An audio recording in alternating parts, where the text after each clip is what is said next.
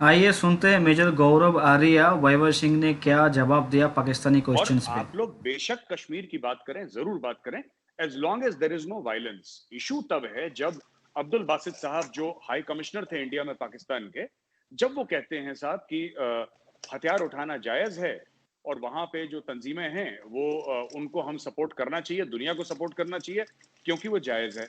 और फिर उन्होंने पता नहीं कौन सी एक अग्रीमेंट का भी हवाला दे दिया कि साहब ये करना बहुत बढ़िया है और सभी ये जायज है एज पर इंटरनेशनल लॉ। वो गलत बात है। मुझे लगता है अब्दुल बासित साहब ने गलत बात करी, सही बात नहीं करी। कोई इंटरनेशनल लॉ ये नहीं कहता कि आप टेररिस्ट को भेजें किसी और मुल्क में दहशतगर्दी फैलाने के लिए। जहां तक कराची स्टॉक एक्सचेंज पे अटैक का मामला है जो बीएलए ने ओन करा है, मैंने साफ एक बात बोल दी है और ये मैं बार बार बात ये कहता हूं, दोबारा आपकी शो में आरजू पॉइंट ऑफ व्यू पे रिपीट कर रहा हूं मैं, कि सब जिसमें कोई नॉन कॉम्बैटेंट मारा जाए, कोई भी नॉन कॉम्बैटेंट हो, वो गलत है। You have no right to kill a woman, a child और अ नॉन कॉम्बैटेंट। वो जवान हो, बुजुर्ग हो, आपने उसको मारा, गलत है। चाहे वो कश्मीर में मरे, चाहे वो बलूचिस्तान में मरे, चाहे वो कराची में मरे, चाहे इंग्लैंड में, कहीं पे भी मरे, नॉन कॉम्बैटेंट को हाथ मत लगाइए। ये गलत बात है, ये मैं कभी सपोर्ट नहीं करूंगा। बलोच अगर लड़ रहे हैं, आप जरूर लड़ें। जहां पे आपने नॉन कॉम्बैटेंट को हाथ लगाया, then all bets are off. Then I as a former army officer will not support. और ये मैंने जो मेरा वीडियो पहले वायरल हुआ था ना, जिसमें बोला था कि साहब आप मैंने उसमें बोला था ट्रेनिंग करो, मैंने उस वीडियो में भी बोला था, if you see somebody with his family, उसमें आपने देखा होगा, इफ यू सी जी somebody with your family, don't touch him। परिवार के साथ कोई हो, खानदान के साथ हो, औरत बच्चे, कभी आप टच ना करें। बाकी हमारे अपने इंटरेस्ट्स हैं। बलूचिस्तान को हम, जैसे आप कश्मीर चाहते हैं कि कश्मीर बनेगा पाकिस्तान, आपका एक नारा है, पाकिस्तान में बड़ा फेमस नारा है कश्मीर बनेगा पाकिस्तान। हम लोगों का ये नारा है कि बलूचिस्तान बनेगा आजाद। हम ये नहीं चाहते कि बलूचिस्तान भारत का हिस्सा बने, बिल्कुल भी नहीं। बलूचिस्तान एक आजाद मुल्क बने, ये हम चाहते हैं। आप लोग चाहते हैं कश्मीर बनेगा पाकिस्तान, ये बस आपका मौजू और हमारा मौजू, इसकी लड़ाई है। बिल्कुल ठीक मेजर साहब, यहाँ पे मैं आपको रोकूंगी और जी। मैं बिल्कुल जवाब मैं लूंगी ब्रिगेडियर साहब से। जी ब्रिगेडियर साहब, आप क्या जवाब देंगे मेजर साहब? देखिए, बात ये है कि कश्मीर के बारे में तो 1948 ऑनवर्ड ये डिस्प्यूटेड एरिया है। इट्स आई एम श्योर कि मेरे गौरवार और इंडिया में जवाहरलाल नेहरू खुद गए थे यूनाइटेड नेशंस में, वहाँ जाके कहा और एक्सेप्ट किया यूनाइटेड नेशन रेजोल्यूशंस के वहाँ पे प्लेबिसाइट होना चाहिए। कश्मीर कश्मीरी अपनी मर्जी से फैसला करें कि वो पाकिस्तान के साथ रहना चाहते हैं या इंडिया के साथ रहना चाहते हैं। इसके बाद से ये हमेशा से मसाइल चलते आ रहे हैं। ओके, देन शिमला एग्रीमेंट हुआ। शिमला एग्रीमेंट में भी ये डिसाइड हुआ कि ये फिर डिसाइड हुआ, ये बायलैटरल इशू है, हम दोनों मिलके इस का मसला हल करेंगे। ओके, वो भी बात चल रही। अब इशू ये आ गया कि जब 5 अगस्त 2019 को जाके ऑटोमेटिकली एक यूनिलेटरली आपने 370 रिवोक कर दिया, आपने उसके बाद 35A कर लिया और वहाँ पर यूनियन फ्लैग लगा दिया। Now that is highly objectionable. मैं तो हैरान हूँ कि यूनाइटेड नेशन ने खुद इस पे क्यों नहीं किया। इतने चार्टर्ड हैं, इतने ज़्यादा उस पर बातें हुई हैं और फिर दो मुल्कों के हैं, तो बेहतर है कि इसको बैठ के मिसाइल कॉल करें, बजाय आज के आप यूनिलेटरली कर लें। ये तो एक डिस्प्यूटेड इशू हो गया। अब मैं बात करता हूँ बलूचिस्तान की। Balochistan is an integral recognized world wide, ये पाकिस्तान का एक बहुत अहम सूबा है, जो कि हमारा हक है कि हम उसमें कितने डेवलपमेंट कर रहे हैं, क्या कुछ कर रहे हैं। हमें पता है कि पाकिस्तान वहाँ पर क्या कुछ कर रहा हो, बलोच भाई हों, हमारे पश्तून भाई हों या सिंधी भाई हों या पंजाबी हों, we are all made in Pakistan. So उसके ऊपर तो कोई इशू किसी का हक नहीं है। आपको कोई इंडिया का स्टिल फील के दे नो क्वेश्चन कि आप बलोचिस्तान में प्रॉब्लम क्रिएट करें, क्योंकि पाकिस्तान देखें, ISI और रॉ have been engaged in against each other. जब एक तरफ से पत्थर आएगा तो दूसरी तरफ पत्थर जरूर जाएगा। वी मस्ट एग्री, कोई भी होगा। ये एक रॉ ने भी किया तो ISI ने भी किया, जरूर किया और करना चाहिए दोनों को। अगर एक करता है दूसरी का तो that mean they are weak. एक तो ये इशू हो गया, इसको तो कोई डाउट नहीं होना चाहिए।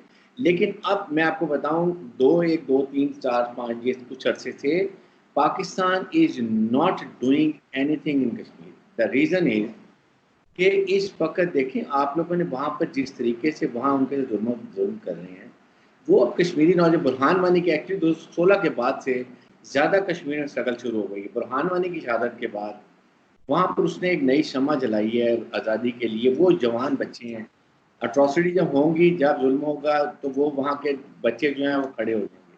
अब दैट इज़ अ टाइम कि अब वहाँ पर ये प्रॉब्लम हो रही है। आपके सामने भी फिर एक यासीन निकू को मारा गया, फिर उसके बाद इस तरह की चीज़ें आ रही हैं। जब एक साल में आप पूरे 80 से 90 लाख कश्मीरियों को लॉकडाउन में ले जाएंगे और वहाँ पर आप उनके बेचारों के कारोबार तबाह कर दिए, वहाँ पर आपने पूरे ऑर्चर्ड जो हैं उनके, वो ज़मीन से दरख्तों को काट दिया आरे से। मैंने खुद वीडियो देखी है, इंडियन आर्मी के लोग कर रहे हैं वहाँ पर, या फॉरेस्ट लोग हैं, खाकी यूनिफॉर्म में मैंने उनको देखा है। फिर उसके बाद वहाँ पर जो अभी आपने हर चीज़ उनको दुनिया से कट ऑफ करके रख दिया। आप बताइए कि क्या इस तरीके से वहाँ किया जाता है? फिर यूनाइटेड नेशन के चार्ट जो बासित ने बात की है, डिप्लोमेट ने, यूनाइटेड नेशन के जेनेवा के चार्टर में, कि अगर आप किसी मुल्क पे कब्जा कर लेते हैं तो उस वहाँ के अवाम का राइट है कि हम स्ट्रगल करना अपनी आज़ादी के लिए। आप देखें ना, आप बांग्लादेश में किस चार्टर के तहत गए थे?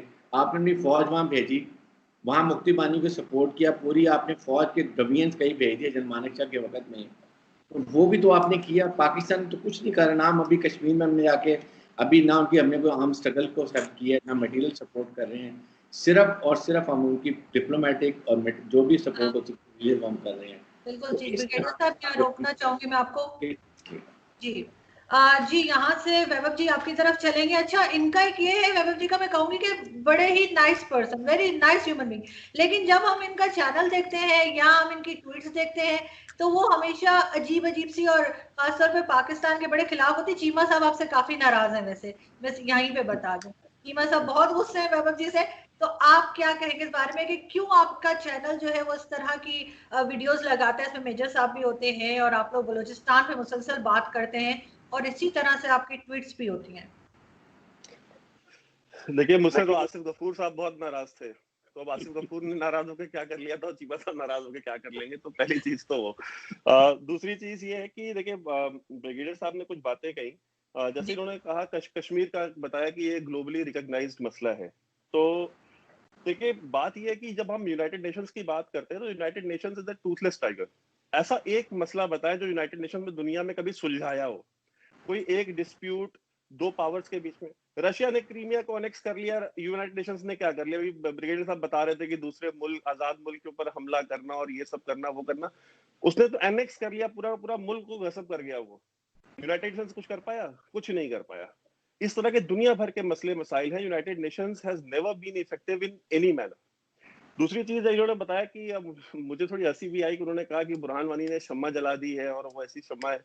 अब देखिए सर, मुझे नहीं पता, आपको शायद इसके बारे में पता हो नहीं पता हो, बुरहान वानी मारा गया था जब, तो उसने वो मारा इसलिए गया बिकॉज उसकी 5 गर्लफ्रेंड्स थी और वो एक गर्लफ्रेंड ने टिप ऑफ कर दिया आर्मी को कि वो दूसरी गर्लफ्रेंड से मिलने जा रहा है। उसको मालूम चला, वो जेलसी के मामले में उसको इन्फॉर्मेशन मिली, वो मार दिया गया। तो सर अब ऐसे लोग जो, मतलब ये कौन सी शम्मा जलाते हैं सर, अब मैं क्या बोलूं। अच्छा, एक बात ये है कि आपने बात की थी कि वो बुरहान वानी शहीद है। देखिए सर, आपके यहाँ तो वजीर आजम ने उसामा बिन लादेन को शहीद बोल दिया, तो बुरहान वानी तो शहीद है ही है, फिर तो वो कोई बात ही नहीं है। जब उसामा बिन लादेन शहीद हो सकता है और वो नेशनल असेंबली में खड़े होकर के उसके ऊपर तबसरा कर रहे थे कि उसको शहीद कर दिया अमेरिका ने, तो अभी उसमें मैं क्या बोलूं। अब वो भी चीज आपकी ठीक है, आप उसको शहीद बोल सकते हैं, आपका नजरिया। बलूचिस्तान जो है, बलूचिस्तान देखिए, नेहरू लेके गए थे कश्मीर का इशू, नेहरू की गलतियों की कीमत अदा करना हिंदुस्तान ने बंद कर दिया सर।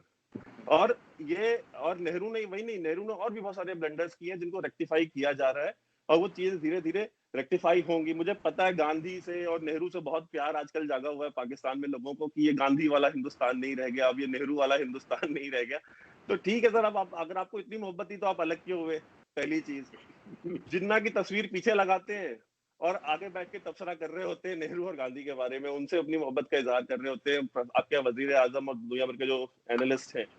तो बलूचिस्तान का जो इशू है वो नेहरू नहीं लेके गए, तो ये कोई इसका मतलब ये नहीं कि हम उसकी बात नहीं करेंगे। बलूचिस्तान का जो मसला है वो, कश्मीर में तो आर्म्ड इंसर्जेंसी 1989 में शुरू हुई, बलूचिस्तान में तो आर्म्ड जो फ्रीडम मूवमेंट है वो 1948 से चल रही है। जो खान ऑफ कलात के जो भाई थे, he was the first person to take the part to the mountains. सबसे पहले वो माउंटेन्स पे चढ़े थे 1948 में और उन्होंने आर्म्ड मिलिटेंसी शुरू करी बलूचिस्तान में। तो आप जब कंपैरिजन करते हैं, और आपने कहा कि हम तो उनको मटेरियल सपोर्ट नहीं करते, हम ये नहीं करते, हम वो नहीं करते। सर देखिए, मुशर्रफ साहब ने किताब लिखी है, आपके यहाँ बहुत सारे जनरल्स ने किताबें लिखी है, और आपके यहाँ जो अभी हैं कुछ लोग, ये रिटायर हो जाएंगे तो ये भी लिखेंगे कि उन्होंने कैसे पीओके में कैंप्स बनाए, वो कैसे लोगों को लेके आए, फिर कैसे जेकेएलएफ को इसलिए जेकेएलएफ बोला गया ताकि उसका कोई रिलीजियस कॉनोटेशन ना निकले, क्योंकि it should sound like western freedom movement. तो जम्मू कश्मीर लिबरेशन फ्रंट नाम दिया गया, कोई इस्लामिक नाम नहीं दिया गया। फिर बाद में इस्लामिक नाम की तंजीमें बनाई गई पाकिस्तान के अंदर, जो कि वहां पे हमेशा एक्टिव रही हैं। तो सर आप डिनाई कर दें, मैं डिनाई कर दूं, मुझे नहीं पता रॉ बलूचिस्तान में क्या करती है क्या नहीं करती है। मेरे हिसाब से तो सर कुछ भी नहीं कर रही है, उसको बहुत कुछ करना चाहिए। मैं तो यहाँ पे जब भी लोगों से मिलता हूँ तो मैं तो हमेशा कंप्लेन करता हूँ कि रॉ कुछ कर ही नहीं रही, ठीक है। तो और हमारे यहाँ बहुत सारे जितने डिफेंस एनालिस्ट आपको दिल्ली में मिलेंगे या थिंक टैंक्स में, वो सारे हमेशा कंप्लेन करते हुए मिलेंगे कि यार हमने बलूचिस्तान का, पश्तूनों का, महाजिरों का हमने इशू कभी नहीं उठाया। इनके जो मसले मसाइल हैं, इनकी जो एक्स्ट्रा जुडिशियल किलिंग्स होती हैं, और आपके यहाँ पे जो सहाफी उनकी बात करता है, ये हामिद मीर टाइप, उनको सीतापुर का चॉकलेट खिला दिया जाता है 2 मिनट में। तो ये सर ये सारी चीजें हैं जिसके ऊपर हम बात कर सकते हैं। सही, बिल्कुल। जी ब्रिगेडियर साहब, आप क्या जवाब देंगे वैभव सिंह जी को? देखिए, बात यह है कि अगर आपके प्राइम मिनिस्टर उस वक्त जो नेहरू गए थे वहाँ पर यूनाइटेड नेशन में, तो अगर आपको उन पर एतराज़ है, दैन आप एक डिस्प्यूट तो रिकग्नाइज है ना, इसको तो हम नहीं कह सकते रिकग्नाइज नहीं है। तो why don't you sit with Pakistan and try to resolve it there with when you sit. और जितनी भी लड़ाई होगी आपकी, अल्टीमेटली चाहे सेकेंड वर्ल्ड वॉर है, फर्स्ट वर्ल्ड वॉर है, कोई वॉर ले लें, then you have to sit across the table and resolve the issue. And particularly Pakistan India के केस में कि आर बाउंड्रीज आर परमानेंट, जो नेबर्स परमानेंट होते हैं, बाउंड्री परमानेंट होती हैं, you should learn to live peacefully, it is both of us, ठीक है। प्रॉब्लम ये है कि जब एक क्रॉप क्रेक करेगा तो दूसरा करता है, इसलिए एक पहले फिदा और फिर कॉन्फिडेंस बिल्डिंग मेजर्स करें। देयर 101 अदर इश्यूज, आप वो भी नहीं बात करना चाहते। मैं तो ये कहता हूँ now is high time, we are both are nuclear countries, हमारे अवाम चाहते हैं इकोनॉमिक प्रॉस्पेरिटी, इकोनॉमिक तरक्की, सोशल वेलफेयर बीइंग चाहिए। तो आप बैठें टेबल। पाकिस्तान में अभी आपके सामने जब 27 फरवरी हुआ, इतना इंसिडेंट हुआ, बिल्कुल 2 जहाज गिरे, but ever, I don't want to get controversy. अभी नंदन को हमने सिर्फ, ट्रस्ट मी, हमारे प्राइम मिनिस्टर ने इसलिए छोड़ा to have a good will. जी वैभव। तो देखिए, वो मेजर साहब भी बता रहे थे, वो पेशावर कोर के जो जीओसी थे, उन्होंने उसमें एक लाइन कही थी। उसमें उन्होंने कहा था कि पाकिस्तानी सीपेक में सिर्फ क्या पंचर लगाने के लिए गाड़ियों के। तो ही सेड दिस। तो अब उन्होंने क्यों कहा, क्यों नहीं कहा, आप वहाँ जर्नलिस्ट हैं, आप उनसे इंटरव्यू करें, उनसे पूछें कि भाई उन्होंने ऐसा क्यों कहा, अगर सीपेक इतना ही बड़ा गेम चेंजर है तो। दूसरी चीज ये है कि ब्रिगेड साहब बार बार कह रहे हैं कि बात करें बात करें बात करें। सर 70 साल से तो बात कर रहे थे। नेहरू साहब, आपने खुद कहा कि वो खुद यूनाइटेड नेशंस लेके गए। फिर उसके बाद जितने भी प्राइम मिनिस्टर्स आए इंडिया के, सबने पाकिस्तान की जो सिविलियन लीडरशिप थी उसके साथ बात करी, इवन मिलिट्री डिक्टेटर्स के साथ बात करी। रिजल्ट क्या निकला? अगर वाजपेयी साहब बस लेके लाहौर गए तो बदले में कारगिल किसने किया? अगर, और नवाज शरीफ ने खुद बोला था कि मुशर्रफ ने मेरी पीठ पे खंजर घोंपा, ठीक है, मैंने नहीं कहा, नवाज शरीफ ने खुद कहा। उसके बाद मोदी साहब अगर वहां गए उनके पोती की शादी में, तो उसके बदले में उरी और पुलवामा और पठानकोट और क्या क्या, जब भी इंडिया ने कोई इनिशिएटिव लिया है, आपके यहाँ से, आपका जो डीप स्टेट है, आईएसआई है, वो इस तरह के मिस एडवेंचर्स करती है ताकि टॉक्स डिरेल हो। तीसरी चीज ये है कि आप आज बात करना चाहते हैं, आप आज से पहले बात नहीं करना चाहते थे। आपसे मुराद मेरी कि आपकी जो रियासत है वो आज इसलिए बात करना चाहती है बिकॉज वो बैंकरप्ट हो चुकी है, उसके ऊपर ग्लोबल प्रेशर बहुत ज्यादा पड़ा है, जो डिप्लोमेटिक आइसोलेशन हुआ है, और जो ओवर डिपेंडेंस चाइना के ऊपर हो गई है कि बिना चाइना के you can not even move an inch. आपका चाइना के सिवा दुनिया में कोई दोस्त नहीं रहा। आप 2-3 बिलियन डॉलर के लिए वजीर आजम को ड्राइवर बनना पड़ रहा है सऊदियों का और दुबई वालों का। तो जो आवाम जाकर के काम दुबई में करती है, वो काम आउटसोर्स कर लिया पाकिस्तान में वजीर आजम ने। तो ये चीज जो है, इसके ऊपर हमको सोचना पड़ेगा। और आपने कहा कि वो पावर प्रोजेक्ट्स लग रहे हैं, कॉरिडोर बन रहा है पूरा सीपेक का। सर जो बिजली आ रही है ना सर, वो थर्मल पावर प्रोजेक्ट्स चाइना आपके यहाँ शिफ्ट कर रहा है। वो थर्मल पावर यूनिट्स जो कि चाइना में ऑब्सोलीट हो चुके हैं, जो पेरिस जो ये डिक्लेरेशन हुआ था एनवायरमेंट का, मुझे उसका एग्जैक्ट नाम अभी नहीं मेरे दिमाग में आ रहा है, तो उसके तहत जो है आपको थर्मल पावर के ऊपर डिपेंडेंस अपनी कम करनी है। तो चाइना ने जो कमिटमेंट करी थी, तो वो अपनी ऑब्सोलीट प्लांट्स जो कि कम से कम 10 टाइम्स मोर कार्बन एमिट करते हैं as compare to new thermal power plants, वो अपने पावर प्लांट्स वहां से उठा करके आपके यहाँ शिफ्ट कर रहा है, थर्मल पावर प्लांट्स। पहली चीज आपने कहा JF-17 थंडर जो है आपने बनाया सर, बहुत अच्छा है, आपने JF-17 थंडर बनाया, उसमें सर आपने इंजन चाइनीज नहीं लगाया, इंजन आपने रशिया से लिया है, ठीक है। JF-17 थंडर का जो इंजन है दैट इज रशियन, और इंडिया ने कभी प्रोटेस्ट नहीं किया रशिया के साथ कि भाई आप उनको इंजन क्यों दे रहे हैं। तो आप ये जो कहते हैं कि इंडिया हमेशा प्रोटेस्ट करता है, अपोज करता है, हम तो नहीं करते, तो सर आपने तो स्ट्रेटेजिक आपने उनसे इंजन लिया अपने JF-17 के लिए, हमने उसके ऊपर ऑब्जेक्ट नहीं किया। JF-17 थंडर जो है वो इतना ग्रेट फाइटर जेट है कि चाइना खुद नहीं इस्तेमाल करता उसको, ठीक है सर। तो ये तो JF-17 थंडर की कहानी है। फिर आपने एक बात की थी कि आप भी यहाँ पे आकर के सीपेक में इन्वेस्ट करें, बात करें। सर देखिए हम पिछले 25-30 साल से हम लोग डिमांड कर रहे थे आपसे कि आप हमको रूट दें सेंट्रल एशिया जाने के लिए, ठीक है। हम अफगानिस्तान ने कितनी बार बोला, अफगानिस्तान के फॉर्मर प्रेसिडेंट्स, डिप्लोमैट्स और उनके नेशनल सिक्योरिटी एडवाइजर्स सारे के सारे दे आर ऑन रिकॉर्ड ये कंप्लेन करते हैं कि चाइना कभी, ये पाकिस्तान कभी भी अलाउ नहीं करता इंडिया से ट्रेड जो है अफगानिस्तान के अंदर, और उसकी वजह से हमको चाबहार में जाकर के हमको इन्वेस्टमेंट करनी पड़ी।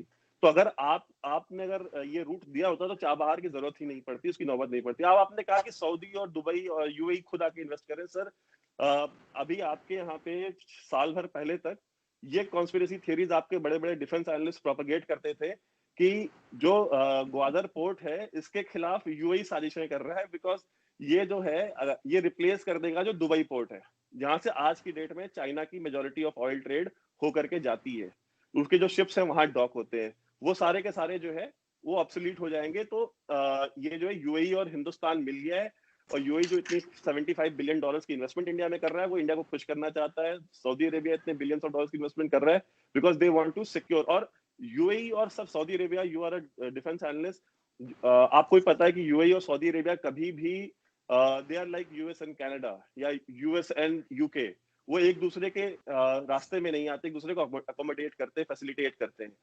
तो सर ये जो आप मुझे बातें कह रहे हैं सर, मैं उनसे बिल्कुल एग्री नहीं करता हूँ।